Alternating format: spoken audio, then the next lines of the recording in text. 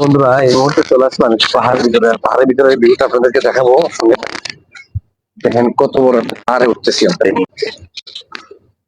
দেখেন পাহাড়টা কত বড় এবং কি পরিমাণ উঁচা পাহাড়। আসলে আমরা তো আমাদের ভিডিও যে ভাইরাল হবে জানি না, কারণ আমরা ভিডিও আপনারা দেখেন না তো, তো সেই জন্য আমাদের ভিডিও গুলা ভাইরাল হবে না। দেখেন কত বড় টিলা এবং কত বড় পাহাড়টা আমরা উঠতেছি ভাইয়া।